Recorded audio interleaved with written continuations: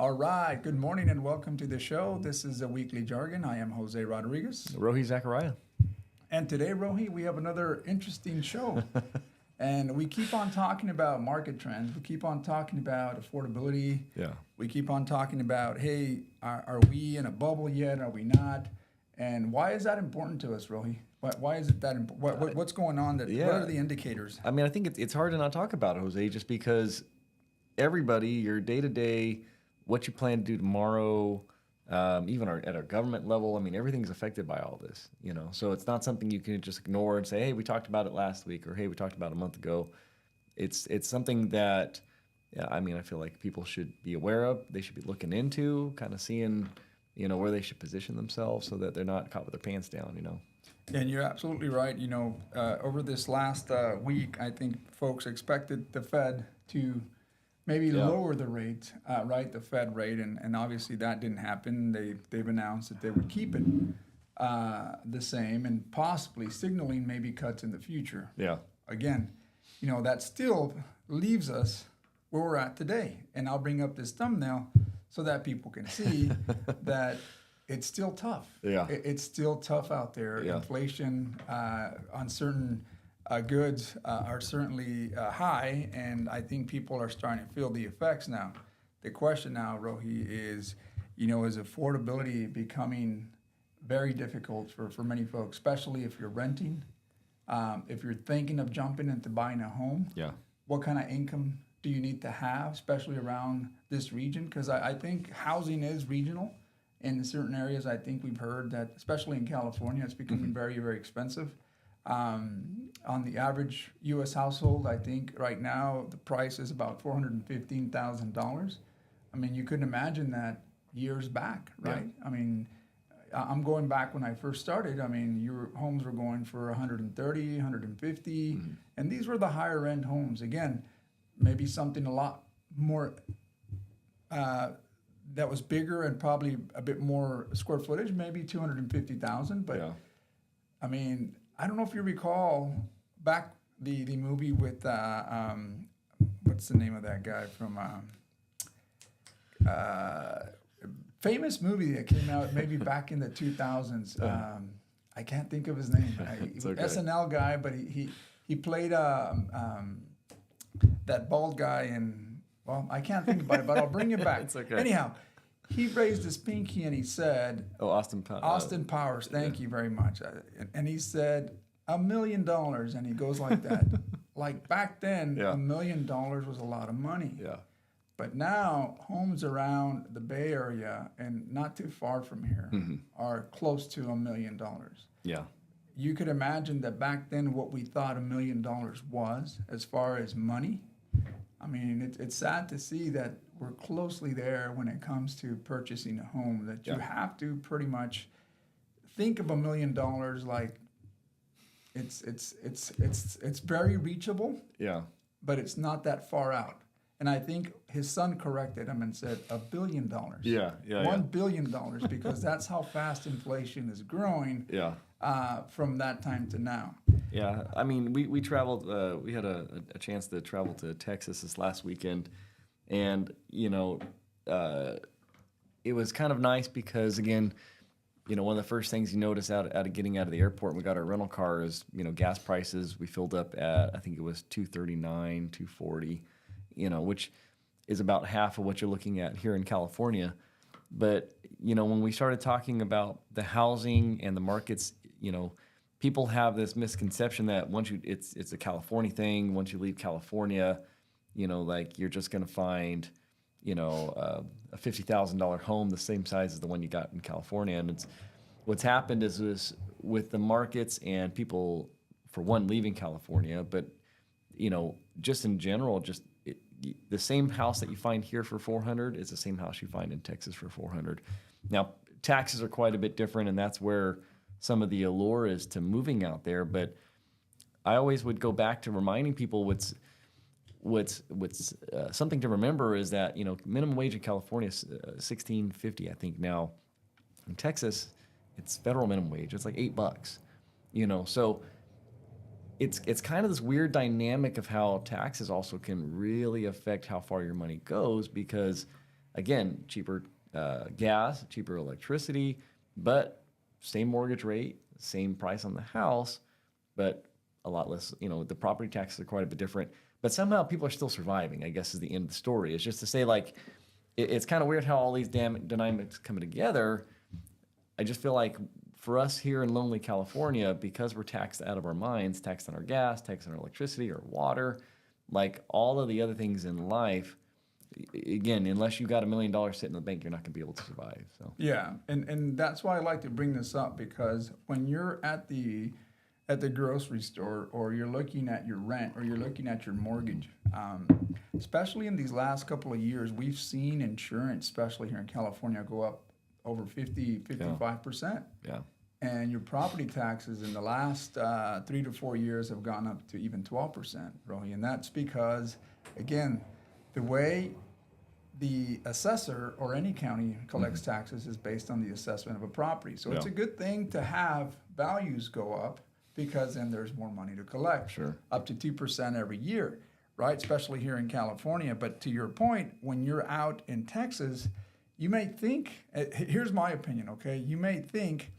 that because they have such a low, maybe state income tax or no income tax like other states. No capital gains tax. And once you go and purchase that home for that same interest rate, I mean, the property taxes will come into play. It's no different than the insurance now. And, here's the kicker, is that here in the Valley, I mean, we're not really prone to a lot of the fires out there. And I said this before, right? Yeah. But yet, we take on that burden of supplementing the premiums for those that are in higher risk, right? And I mean, I don't know if that's fair. I certainly don't think that we should be carrying that burden. Yeah. If you decide to want to live in areas that are accessible to fires and natural hazards, I mean, we have other natural hazards here. Our air quality is like, if you look at it, I mean, because you're in the Valley, you have all this congestion going on with emissions and whatever industrials are out there. I mean, Sure. The particulate matter out here is so bad that they've developed clinics just for allergies, just for all these asthma centers, right? So those are also premiums that everyone should also bring in and say, you know what, I'm gonna cooperate and bring to that. But that's not the case. And when it comes to homeowners insurance, I feel that it's gone way high, and that's also the same with vehicle insurance. I mean, we've seen an increase of more than 30% in our household. Yeah. And I think that's what makes it difficult for people to want to jump on and say, let me go buy a home right now, especially in this volatile market now, in this market where, affordability has become very, very expensive. Very expensive. Yeah. I mean, I mean, I think the what you're seeing now, what I'm hearing a lot now too, when you say just the insurance, is that basically insurance companies are just dropping people. I mean, it's not even that you have the security to say, I've been buying maybe a decent insurance, I've been paying a good rate, I'm locked in. The insurance companies are saying, like, no, we can't afford you anymore. Like, you're out the door, and then, now you got to go find a new rate. Well, guess what? It's going to be at this new, twice the price kind of rate, But like you're saying, the problem is that you can't. You almost want the insurance company for the mountain people or for those fire people just to be for them, and leave us alone, because we should have $100 insurance because we don't get any fires or earthquakes or floods or anything. But it's about spreading out the issue, right? The risk. It's the risk, exactly. So if you did that, if you did actually divide us, and you made maybe there's a Central Valley insurance that's all they insure, it'd actually be affordable. But, I mean, look, I look at the people that live out there and have to go through like the California Fair Plan. Yeah. And I look at their rates too, and I feel for them, because it is very expensive. Some in the tune of $10,000 to $12,000 a year, just to cover their homes. Yeah. So, in cases where your home is paid off, or you have a low mortgage with that low interest rate on that cabin that you have up there, man, I can see that your insurance alone, your escrow, your impounds, is probably a lot more than that mortgage. And that's when you start thinking, wow. And this is in perpetuity. This isn't, I paid it off, right? And that's the thing that we talk about when it comes to taxes, right? And I'm not trying to start anything with our, how government collects taxes, Well, but it's a it's certain true. person certain Yeah. colors of people like taxes versus non-taxes. Yeah, but, of course. But what's funny is that you start looking at it's funny. I was listening to this guy on TikTok, and he was saying, "Can you believe this? That when you purchase your property, you pay it. I mean, it's completely done. You paid it off. It took you 30 years to pay it off, but yet you still have to pay your property taxes. And it's like, and there's the analogy he utilized. He goes, I go to Costco and I purchase a laptop. I paid it cash, $1,500. I take it home. I open it. There's a knock at my door. Hey, by the way, this is the IRS. You owe me $10 in perpetuity from now on, right? I mean, and I think that, it kind of drills home that, wow, I mean, that is how our tax system is. But again, I think folks forget to realize that a lot of those taxes do go for certain, certain services that we provide, right? And this is where you have a lot of the divide is those services are for schools, services for services for safety, any maintenance around. I mean, obviously, 50% of those taxes do go to the state, come back, go to schools, and then the other 50% are divvied up between the counties, cities, and what have you for services that you provide, public health, fire, safety, and what have you. But you look at it that way, and you think, well, are my taxes being utilized in the best way? Yeah. Well, and I know I'm new to the politics side, but even before that, the frustration that I have with the word taxes is when it comes back around and you hear politicians say the word grants. Like grant money is this magic money that federal or state or whatever just, we just have. We have this money and Jose, we're going to give you $5 million to go see if this tree can grow a certain way. And you're like, oh, wow, it was free money. It's like, no. That was taxpayer dollars. And they didn't need to collect it then if they just have this money to give away to people, right? Like, and I think that's where maybe you go off to the far right side and you say, well, I get taxes. I get that, we need roads and infrastructure and certain things, but it's all that earmark money that's kind of like the extras that they have to spend. Like, I don't think there's ever been a budget that's come around where people have been offered these grants, nobody applies, and they say, okay, well, we're going to give it back to the people. It's like, no, we're going to spend it. We're going to give it to somebody. Somebody is going to get this money because they have to. Yeah, I know. And that kind of mentality is the most frustrating because, again, I think if you were to run the numbers and figure out what those that actually was, you would find out we don't need to be taxed as much as we need to. Or at least the money could be spent in a better way, maybe giving it down to the lower delegations like cities and counties to have more money to work with. So, we want to. That's my rant. No, and that's a good rant. I'm going to bring that up as a possible topic here because we do have to bring that up. We have to talk about that a bit more, only because it resonates with a lot of people. Is how we look at our budgets at home in comparison to how the public sees money, right? The government, right? And I know this is we can go on to a further discussion here. And I'll say this, is that if California decided to keep all of its money here, I mean, being the 5th largest economy in the world, don't know if it came down to 4th, but 4th or 5th, I think there's a lot to do. I think you could do a lot. A lot of those grants can be easily handled. Yeah.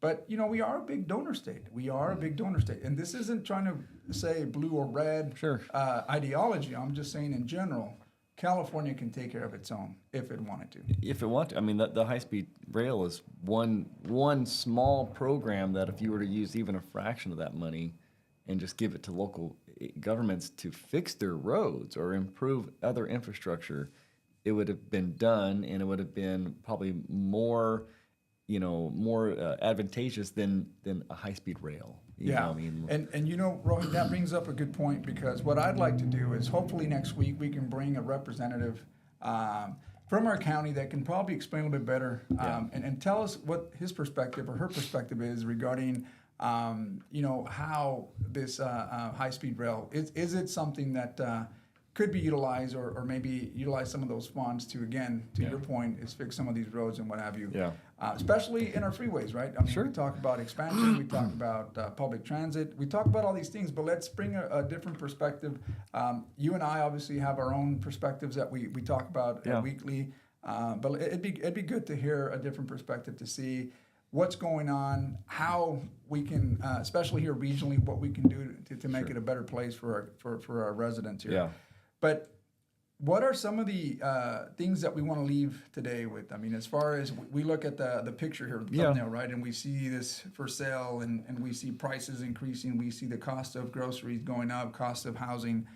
I mean, are people ready based on the numbers that we've been presented that it seems like over 30% of renters are strapped for cash to try to make that jump. Yeah. You know what I'm saying? So are they ready to buy? And the people that have bought, are they also in tight situations? Yeah. Right? And what can we take from this podcast show today is how can we help people, and what are some of the things that we can help you with so that you can prepare yourself if in fact there is a bubble brewing out there, Rohi, because we say this often, right? Is there a bubble brewing? Well, I can tell you just in the last week, the amount of articles of major retail stores filing bankruptcy and closing. I mean, I know for our gun industry alone, there were double-digit declines as far as sales. I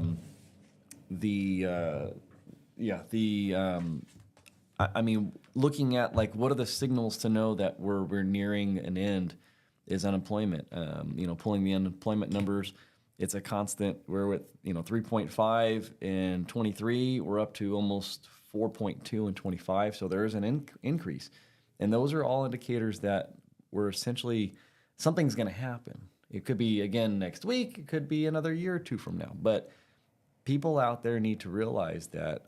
If they don't want to find themselves on the wrong side of that bubble, meaning the people that are losing, they're bankrupt, they're having to have that major reset. If they want to position themselves, they're going to have to really start making the decisions to get their budget under control, get their finances under control, consolidate debt, whatever you got to do, whoever you got to talk to. There's 100 agencies out there that will help you, but they need to do it sooner than later because, like I've talked about before, what I see coming around, and again, it's back on the increase, is the people that are needing money in desperation for things that should have been easily planned for, No, and you bring up a good point. And, for those of you that are listening today and would like to see what kind of outlets there is, especially when it comes to like what kind of plans can we plan for, especially in this market, in this volatile market, I always say this, again, everybody to their own. I can't speak for everybody out there because I don't know your financial situation, but every little bit counts. People may say, well, what do I have to give up to try to put myself in a situation where I can have 3 to 6 months of reserves in case, I run into a pinch, right? I lose my job or, things get tight, increases in homes and housing, rent, whatever the case may be. Yeah. And, it's not necessarily doing a drastic change. It's the smallest of changes, and it could be something very simple. Remember I told you about the Starbucks? Well, now I bring my cup and we have coffee here. Yeah. But again, Starbucks, I'm not saying cut Starbucks. By the way, Starbucks is looking at me. I'm not saying that. I'm just using that as an example. I'm selling my Starbucks right now. We've gotten so accustomed to being very impulsive and consuming, right? And those kind of trends, they don't want you to stop. So they're going to do whatever they can to keep you coming back, giving you points, giving you whatever the case. I'll punch your card. I'll do something here. But I mean, that's a strategy, a marketing strategy to make you feel like, hey, I need to go there every day and spend the money that I don't have. So, but there's a difference there, and I know you're getting there. But the difference is, and I explain to people, is if you're going to spend it on that credit card that's going to give you those bonuses, because at least you're getting something back on your money. But don't spend to get the bonus because you're just that's my way of getting my vacation, and now you're in credit card debt. So. Exactly. No, I do appreciate that because in many cases, you'll see people that'll go out and acquire these new credit cards. They'll build up these bonus points, but they're still in debt. You still owe the money, right? There's a way of managing that, right? Yeah. That's another episode that we can have. But I'm going to drop a link on this show today, and it'll just be a simple, 10 things that you can do, especially in today's market trends, how you can better yourself, how to capitalize from the market. There's some of you folks out there that said, this bubble's going to pop. You might have pulled out your money from your investments. But one of the things that I hear all the time is that you miss the opportunities. And it's a 20-day window there where we miss that opportunity because you wanted to capture the best opportunity. But that's the thing, is that sometimes you don't know. Sometimes you don't know, and you pulled it out and you missed that opportunity. You put it back in, but you've already missed out that big increase that took place. Today we see the markets kind of all-time highs. It's expected, Roy, and again, these are projections. I'm just giving you AI's projections. Yeah. Anywhere between 42,000 and 49,000. If the Dow Jones gets to $49,000, 49,000 points, that just means that, shoot, that's a big increase. Again, it doesn't say that your money is growing in a capacity. It's just keeping up with what's really going on there, right? And they, although maybe a debt bubble or whatever you want to call it bubble, take advantage of it. You know, Yeah. I mean, some of you that are wiser and keep up with this, and you want to, pull your money out, and hey, I mean, that's to you. For those of you that are there for the longer run, then historically you've seen that the markets always go back up. Correct. You may have dips, but they'll always go back up. Again, I'll drop a link there, giving you guys some of the 10 things to do during this market. Roy, anything you want to end with? No, just again, do the research and see what you can do for yourself. I'd like to see people in a better position by next year. So now we do have a market chart that you wanted to share. Again, this was just one of those key indicators when people want to see, where are we going, and it was just to show again the increase of unemployment rates, kind of month over month, and it's an uptrend, and that's not something you want to see. That's the other side effect is. It's not just keeping your job and paying your mortgage. It's realizing that as places go bankrupt and the shrinking is going to happen in the economy, jobs are going to get harder to find. So. And on a good note, bro, we're not always talking about bubbles and all that. We also want to, make sure that there's optimism in everything that we do. I mean, we couldn't be in a better time. I mean, if you look at it this way, you go back 100 years, are we in better times? People may argue that, but quite frankly, if we can sit here and have a podcast, have our coffee, enjoy the life that we have, even though we work hard for it, I mean, it's still for the us, homeless have cell phones today. Correct. Just remember that. So again, hope you guys have a great day. Thank you for watching again.